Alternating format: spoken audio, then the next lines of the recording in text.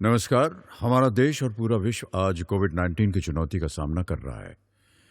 कोविड-19 अभी खत्म नहीं हुआ है। ऐसे में हमारा फर्ज है कि हम सतर्क रहें। इसलिए जब तक दवाई नहीं तब तक कोई ढिलाई नहीं। कोरोना से बचाव के लिए जरूरी है नियमित रूप से हाथ धोना, मास्क पहनना और आपस में उचित दूरी बनाए रखना। याद रखिए, 2 गज दूरी मास्क है जरूरी। खांसी, बुखार या सांस लेने में कठिनाई होने पर हेल्पलाइन नंबर 1075 पर संपर्क करें। नमस्कार बच्चों, आज की कक्षा में आपका स्वागत है। मैं श्रीमती ममता त्रिपाठी, व्याख्याता जीव विज्ञान, राजा भोज शासकीय उच्चतर माध्यमिक विद्यालय 1100 क्वार्टर भोपाल से आज आपके समक्ष कक्षा 12वीं के अध्याय 1 जीवों में जनन के शिक्षण के लिए उपस्थित हूँ। तो आइए बच्चों, अध्याय की शुरुआत करते हैं। बच्चों, यहाँ आप बहुत सारे चित्र देख रहे होंगे। चित्र हैं।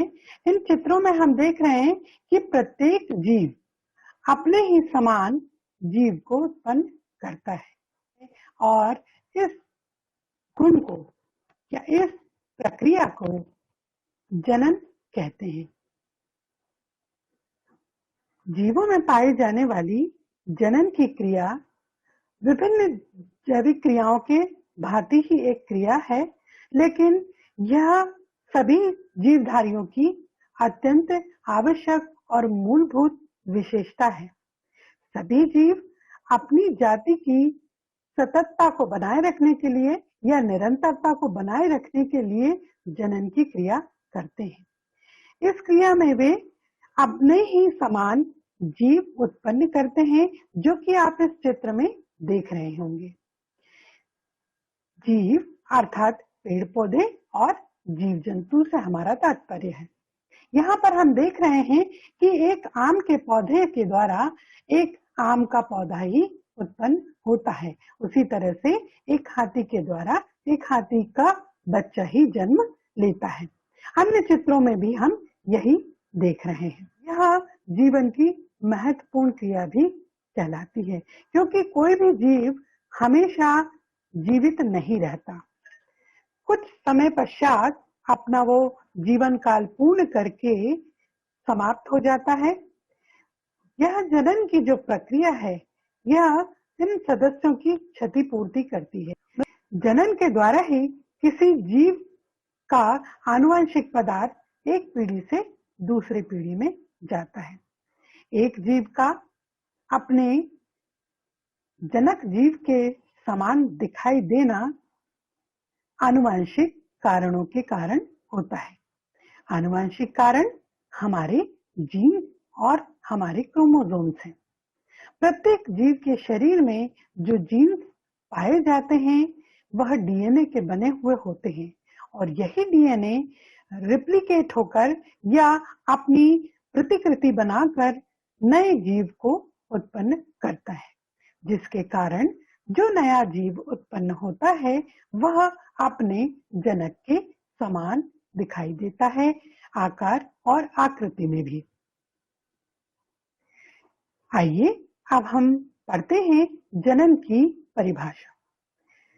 तो अभी इन उदाहरणों के द्वारा ये स्पष्ट हो ही गया होगा कि जीवों में पाई जाने वाली वह क्रिया जिसमें एक जीव अपने समान जीव उत्पन्न करता है, जनन कहलाती है। यह जीवन की निरंतरता को बनाए रखने के लिए आवश्यक प्रक्रिया है। अब हम बात करते हैं जनन क्रिया के प्रकारों की। तो भिन्न भिन्न जीवों में भिन्न भिन्न प्रकार से जनन की प्रक्रिया को देखा गया है।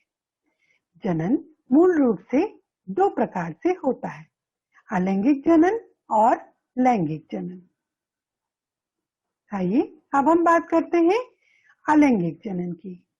अलैंगिक जनन नाम से ही स्पष्ट होता है, इसमें अलग अलग लैंगिक अंगों की आवश्यकता नहीं होती, अर्थात इस प्रक्रिया में अलग अलग लिंगों की आवश्यकता नहीं होती। केवल एक ही जनक के द्वारा नवीन संतति का निर्माण या उत्पत्ति होती है। अतः जब संतति की उत्पत्ति एकल जनक द्वारा युग्मक निर्माण भागीदारी के साथ क्रिया अलैंगिक जनन कहलाती है। इसके द्वारा जो जीव उत्पन्न होते हैं या जो संतति उत्पन्न होती है वह अपने जनक के समरूप ही नहीं होती बल्कि आनुवंशिक रूप से भी वह अपने जनक के समान होती है। अर्थात जो नया संतति उत्पन्न हुआ है वह आनुवंशिक तौर पर या आनुवंशिक रूप से और बाह्य रूप से भी अपने जनक के समान होता है। अलैंगिक जनन की प्रक्रिया अमीबा और जीवाणुओं में, इसके अलावा अन्य सूक्ष्म जीवों में या एक कोशिकीय जीवों में देखी गई है। यहाँ पर हम देख रहे हैं जीवाणु और अमीबा का चित्र। ये दोनों ही एक कोशिकीय जीव हैं जिनमें की अलैंगिक जनन के द्वारा प्रजनन की क्रिया देखी गई है। आइए अब हम बात करते हैं जनन के दूसरे प्रकार की, जो है लैंगिक जनन। लैंगिक जनन के अंतर्गत एक से जीव या विपरीत लिंग वाले भिन्न जीवों के द्वारा नर और मादा युग्मक का निर्माण होता है। यह आपस में मिलकर जाइगोट का निर्माण करते हैं और यह जाइगोट आगे चलकर नए जीव को निर्मित करते हैं। यहाँ पर जो नर और मादा युग्मक का निर्माण होता है वे अगुणित संरचनाएं होती हैं जो कि अपनी जनक कोशिका से आधे गुणसूत्र लिए हुए होती हैं। इसके मिलन के पश्चात या इनके संलयन के पश्चात जो रचना उत्पन्न होती है उसे हम जाइगोट कहते हैं। यहाँ पर जाइगोट जो है वो द्विगुणित संरचना होती है जो कि नर और मादा दोनों ही अगुणित युग्मकों के समैकन के पश्चात उत्पन्न होती है और इसी के द्वारा नवीन जीव का निर्माण होता है। लैंगिक जनन की प्रक्रिया पुष्पीय पौधों में देखी गई है। पुष्पीय पौधों में लैंगिक जनन की प्रक्रिया के लिए पुष्प पाए जाते हैं और इनमें नर और मादा जननांग उपस्थित होते हैं जिनके द्वारा नर युग्मक एवं मादा युग्मक का निर्माण होता है। इस चित्र में हम देख रहे हैं ये जो पुंकेसर है या इनको जिनको कि हम स्टमेन कहते हैं, ये नर युग्मक का निर्माण करते हैं और यहाँ पर हम जो देख रहे हैं ओवरी, इसके द्वारा मादा युग्मक का निर्माण होता है और ये दोनों युग्मक आपस में मिलकर जाइगोट बनाते हैं जो कि एक द्विगुणित संरचना है। इसी तरह से हम यहाँ पर चित्र में मछली देख रहे हैं।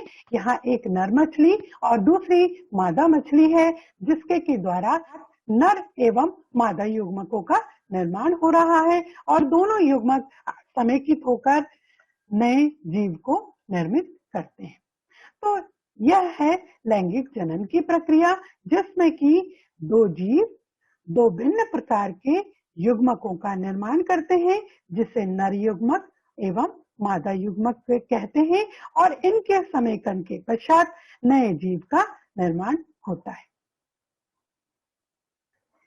इस चित्र के माध्यम से हम देख सकते हैं नर एवं मादा युग्मक आपस में मिलकर जाइगोट बनाते हैं जिससे नए संतति का निर्माण होता है। आइए अब हम बात करते हैं अलैंगिक जनन और लैंगिक जनन में अंतर की। अलैंगिक जनन की विधि में या इस क्रिया में एक जनक भाग लेता है जबकि लैंगिक जनन की क्रिया में दो जनक भाग लेते हैं जिनमें से एक नर जनक होता है, दूसरा मादा जनक कहलाती है। अलैंगिक जनन में समसूत्री विभाजन होता है जबकि लैंगिक जनन में अर्धसूत्री और समसूत्री विभाजन होता है। अलैंगिक जनन में की जो क्रिया होती है वह कायिक कोशिका में होती है और उसमें समसूत्री विभाजन होता है जबकि लैंगिक जनन की जो क्रिया है वो जनक की जनन कोशिका में होती है जिसमें अर्धसूत्री और समसूत्री दोनों ही विभाजन होते हैं। अगला अंतर है अलैंगिक जनन में उत्पन्न संतति आनुवंशिक रूप से जनक के बिल्कुल समान होती है, जबकि लैंगिक जनन में जो संतति उत्पन्न होती है वो आनुवंशिक रूप से जनक से भिन्न होती है, क्योंकि यहाँ पर क्रिया में जीन विनिमय की क्रिया होती है, जिसके कारण नवीन गुणों का विकास होता है। अगला अंतर है अलैंगिक जनन की क्रिया निम्न वर्ग के जीव में होती है, जैसे कि एक कोशिकीय जीव अमीबा, पैरामीशियम आदि में, जबकि लैंगिक जनन की जो प्रक्रिया है वह उच्च वर्ग के जीवों में देखी गई है। आइए अब हम बात करते हैं अलैंगिक जनन की विधियों की। जीवों में अलैंगिक जनन की जो प्रक्रिया है वह निम्न वर्ग के जीवों में देखी गई है। इसकी अनेक विधियां हैं। यहाँ पर कुछ मुख्य विधि लिखी गई है, दिखाई गई है, जो है विखंडन विधि, मुकुलन विधि, बीजाणु जनन विधि, कोनिडिया निर्माण विधि और चल बीजाणु के द्वारा अलैंगिक जनन की विधि। आइए अब हम सबसे पहले बात करते हैं विखंडन विधि की।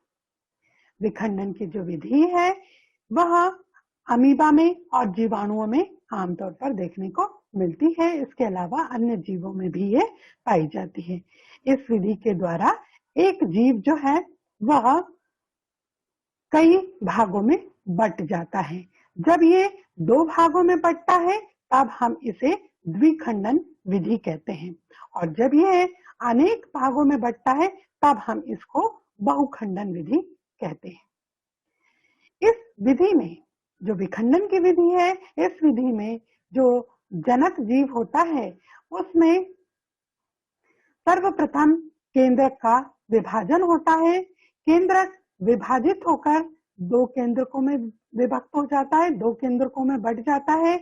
उसके पश्चात इस कोशिका का कोशिका द्रव्य भी 2 भागों में बट जाता है और धीरे धीरे करके एक कोशिका 2 कोशिकाओं में बट जाती है और संतति कोशिकाओं का निर्माण हो जाता है। इस प्रकार एक जनक के द्वारा संतति का निर्माण की यह जो विधि है इसको हम विखंडन विधि कहते हैं।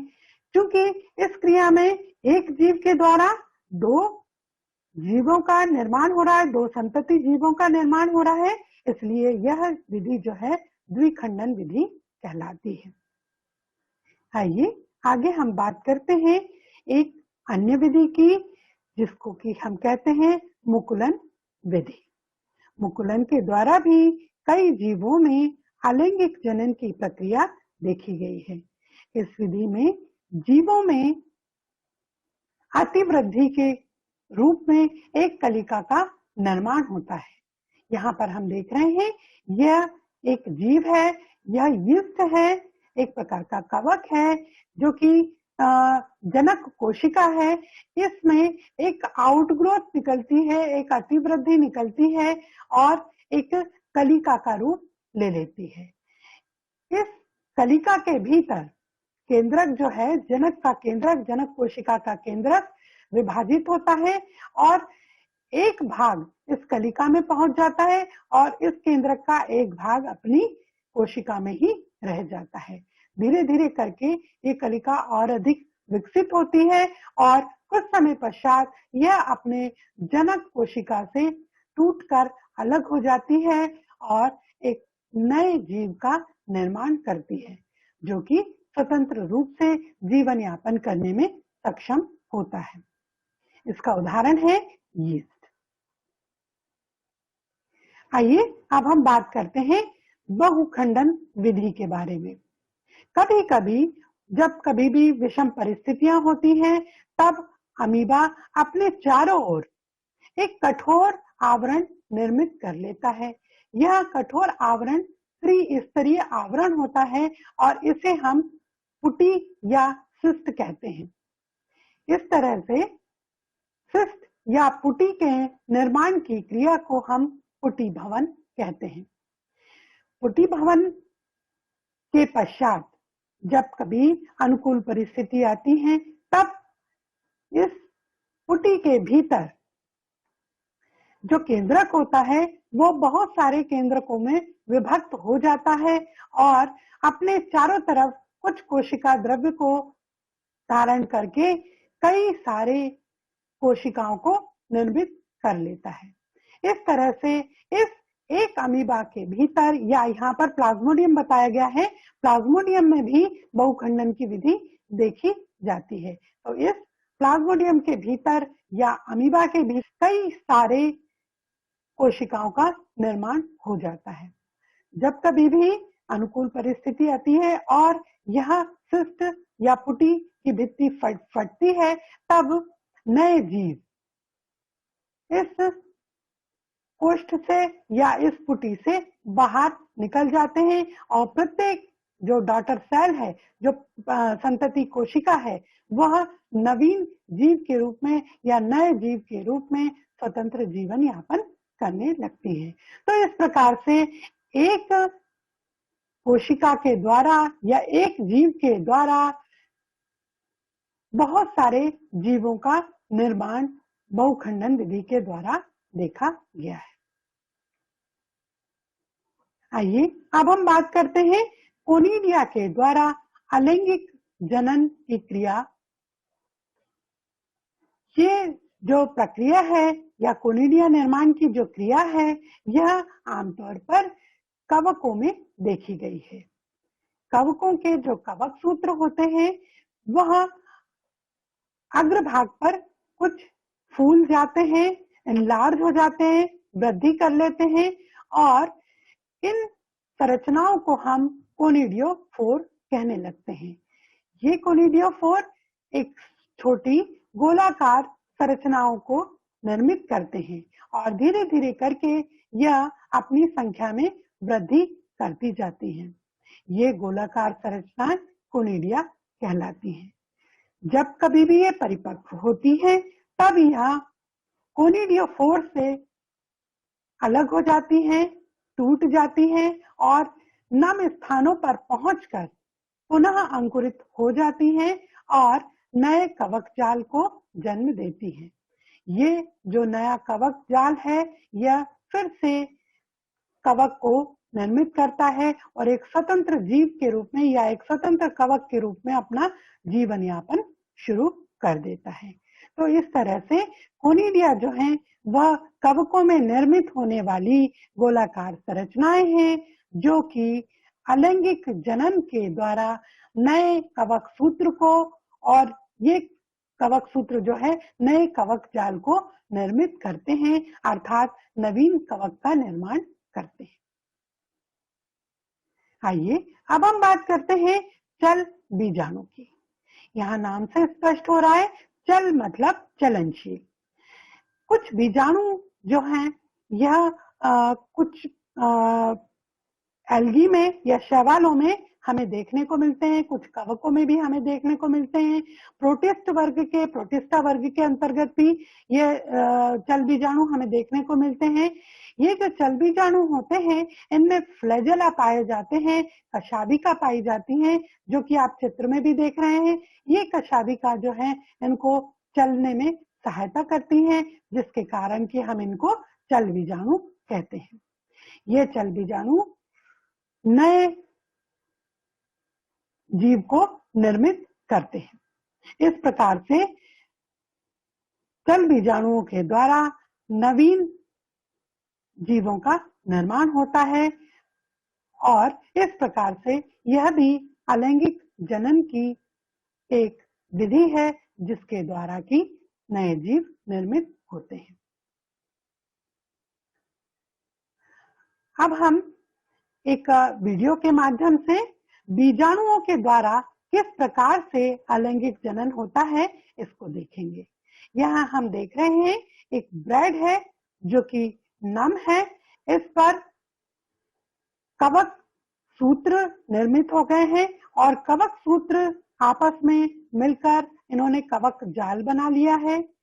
कवक जाल की कुछ सूत्र जो हैं या कुछ भाग फिलामेंट ऊपर उठकर आगे की ओर फूल जाते हैं और स्पोरेंजियम का निर्माण करते हैं या बीजाणुधानी का निर्माण करते हैं। इस बीजाणुधानी के अंदर कई सारे बीजाणु पाए जाते हैं। इस तरह से प्रत्येक बीजाणुधानी के अंदर यहाँ हम देख रहे हैं कई सारे बीजाणु उपस्थित हैं। जब ये बीजाणुधानी परिपक्व हो जाती है तब यह फटती है और इससे स्पोर या बीजाणु स्वतंत्र हो जाते हैं, मुक्त हो जाते हैं और किसी स्थान पर नम स्थान पर पहुंचकर अंकुरित हो जाते हैं और फिर से नया कवक जाल बनाते हैं। तो इस तरह से बीजाणुओं के द्वारा भी या स्पोर्स के द्वारा भी अलैंगिक जनन पाया देखने को मिलता है। अब हम बात करते हैं अलैंगिक जनन की एक विशिष्ट विधि जिसको कि हम कहते हैं पुनरुद्भवन।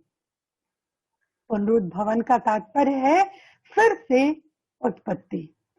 कुछ जीव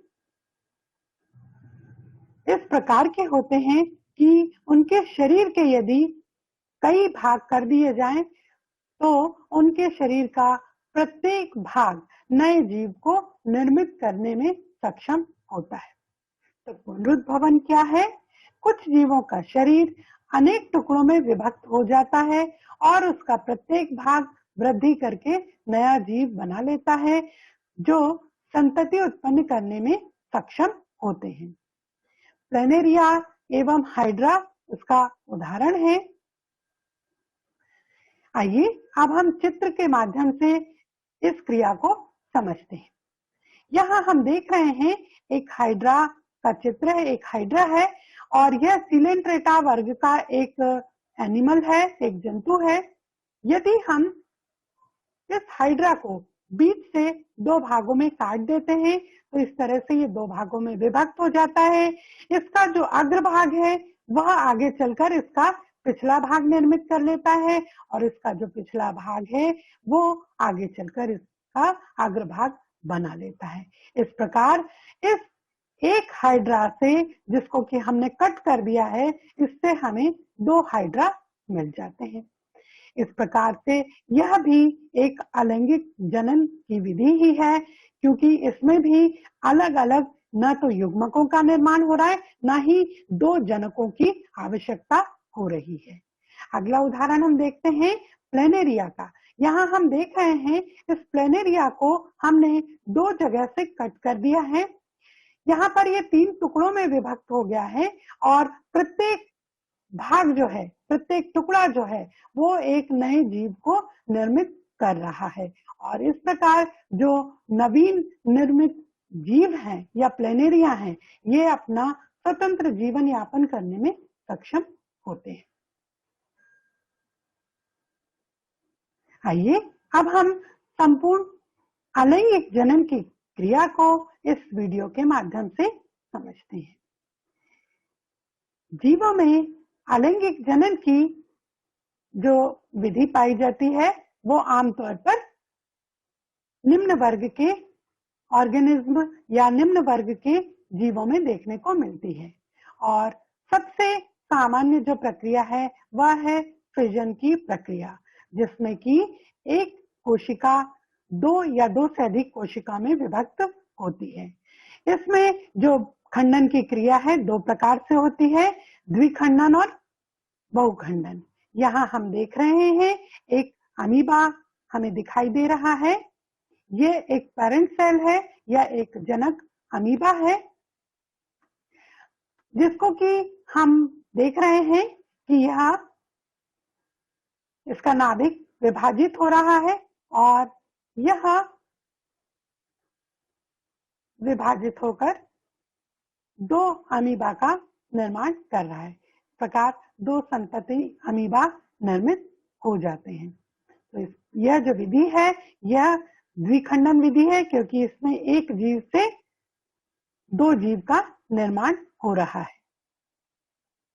इसको हम बाइनरी फिजन भी कहते हैं, जो कि अमीबा में देखने को मिलता है। यह प्रक्रिया सिंपल बाइनरी फिजन कहलाती है।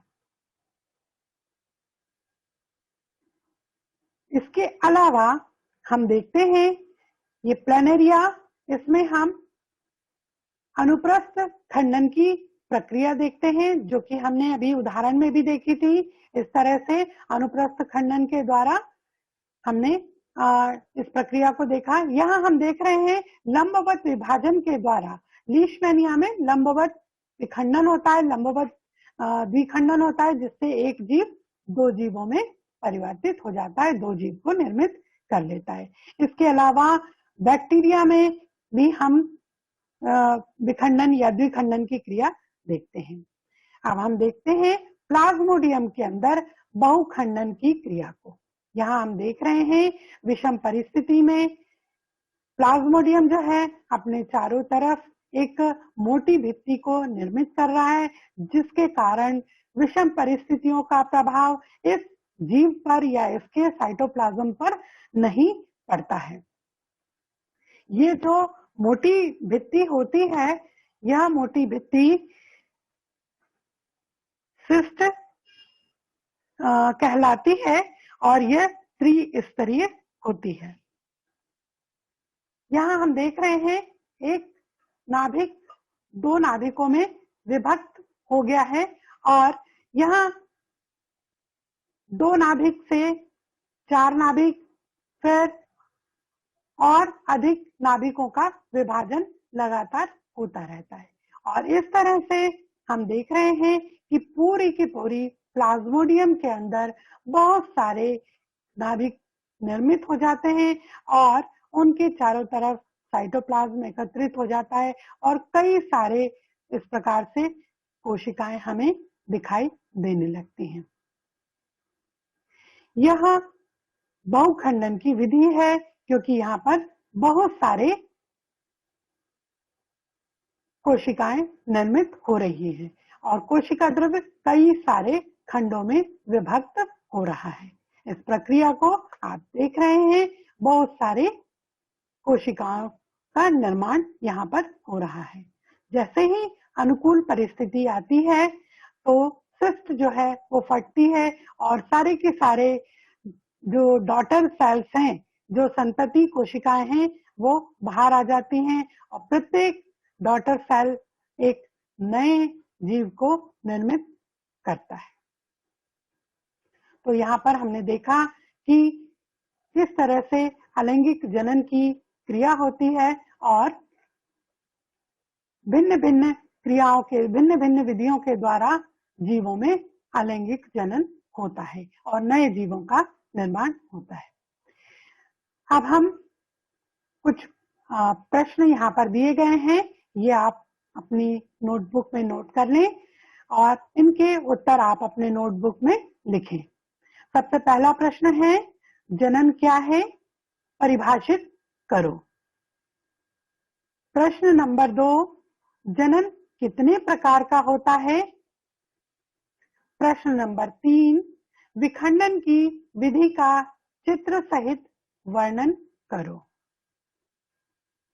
अगला प्रश्न है प्रश्न नंबर 4, अलैंगिक जनन क्या है। प्रश्न नंबर 5, अलैंगिक जनन की बहुखंडन विधि का चित्र सहित वर्णन कीजिए। प्रश्न नंबर 6 है, पुनरुद्भवन क्या है। तो हमारी कक्षा यहीं समाप्त होती है। धन्यवाद।